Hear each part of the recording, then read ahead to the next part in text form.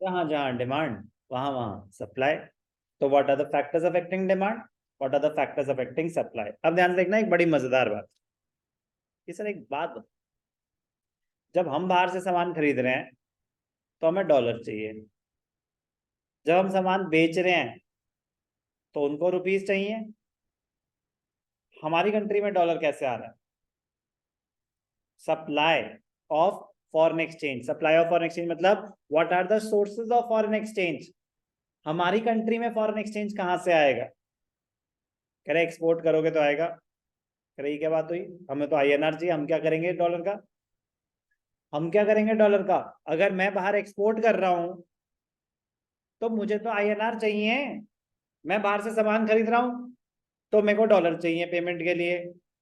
अब मैं सामान बेच रहा हूं तो भी डॉलर ही आएंगे मेरे पास। ये क्या बात हुई, ये तो चीटिंग है। कह रहा है हमें चाहिए डॉलर, आने दो। कौन कह रहा है? आरबीआई। आरबीआई कहता है कि भाई आने दो, डॉलर आने दो, फॉरेन करेंसी आने दो, हमारे रिजर्व्स बढ़ेंगे, आपके अकाउंट में आईएनआर ही ट्रांसफर होगा, आप उसकी टेंशन ना लें। आपके अकाउंट में डॉलर आए तो डॉलर कन्वर्ट करके आईएनआर की वैल्यू आपके अकाउंट में क्रेडिट हो जाएगी। आरबीआई के पास, RBI custodian of foreign exchange reserves, तो सारी फॉरेन एक्सचेंज ट्रांजैक्शन आरबीआई के थ्रू ही होती हैं। तो वो रिजर्व मेंटेन करेंगे खुशी खुशी। तो जितना ज्यादा फॉरेन एक्सचेंज आएगा उतनी ज्यादा हमारी करेंसी स्ट्रांग होती जाएगी, उतनी ज्यादा हमारी करेंसी स्ट्रांग होती। किसी चीज की शॉर्टेज होती है तो उसके रेट बढ़ते हैं, तो हम नहीं चाहेंगे डॉलर के रेट ज्यादा बढ़े। तो सफिशिएंट रिजर्व मेंटेन करके चलो फिर। बात समझ आ रही है? तो इम्पोर्टेंट है, क्योंकि जो अगर एक्चुअली डीप सोचोगे तो फिर आएगा ना कि सर फॉरेन करेंसी आएगी क्यों? उन्होंने हमारा सामान खरीदना है तो वो डॉलर से आईएनआर खरीदें और हमें आईएनआर दें। हमारी कंट्री में कहां से डॉलर आ रहे हैं? हमारी कंट्री में तो चलेंगे नहीं डॉलर। आरबीआई, ठीक है ना, आरबीआई के पास रिजर्व्स में चले जाते हैं फॉरेन एक्सचेंज। चलो ध्यान से सुनेंगे। What are the sources, what are the factors affecting supply? Opposite, वहां था import export of goods and services, हम वहां पे एसेट्स परचेज कर रहे थे, अब वो यहाँ पे करेंगे फॉरेन इन्वेस्टमेंट, एफडीआई और FII. Remittances from abroad, speculation अब वो कर रहे हैं, ठीक है ना। लोन्स फ्रॉम, एक तो रीपेमेंट ऑफ लोन, अब लोन बोरो कर रहे हैं तो डॉलर आ रहे हैं, फॉरेन करेंसी आ रही है। Grants and donations from abroad. तो what are the factors affecting supply? कह रहे सप्लाई बढ़ कैसे सकती है? Depreciation, depreciation of home currency.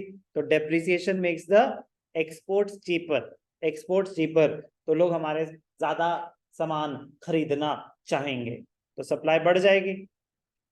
तो reasons for rise in supply, when the price of foreign currency rises, मतलब depreciation of home currency, depreciation of home currency, तो उनको सामान सस्ता पड़ेगा, वो हमसे ज्यादा सामान खरीदेंगे। बाकी डॉलर का रेट बढ़ेगा तो यहाँ पे इन्वेस्टमेंट्स करके उनको ज्यादा बेनिफिशियल है। कि फॉर एग्जांपल एक लैंड है 1 करोड़ की, तो डॉलर का रेट बढ़ गया तो कम डॉलर स्पेंड करके 1 करोड़ मिल जाएंगे। अब जितने डॉलर पहले स्पेंड करने पड़ रहे थे उससे कम डॉलर में आपको सेम एसेट मिल जाएगा। बाकी स्पेकुलेशन, व्हेन इन्वेस्टमेंट बेनिफिशियल हो जाती है, more gains from speculative activities, price of foreign currency rises, tourism into the, अब डॉलर का रेट बढ़ रहा है तो यहाँ पे आके अब होटल का रूम है 5,000 रुपए का, तो अगर डॉलर का रेट था 75 रुपीज, तो 5,000 डिवाइडेड बाय 75, तो उनको पड़ रहा था $66.67 का रूम।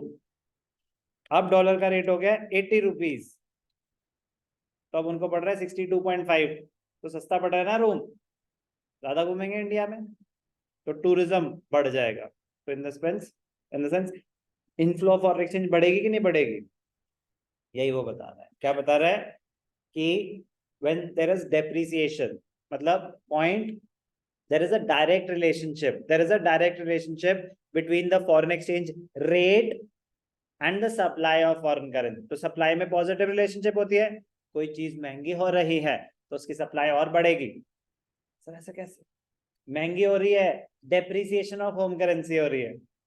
70 से 75, 75 से 80 डॉलर का रेट तो बढ़ रहा है ना, सप्लाई भी बढ़ेगी।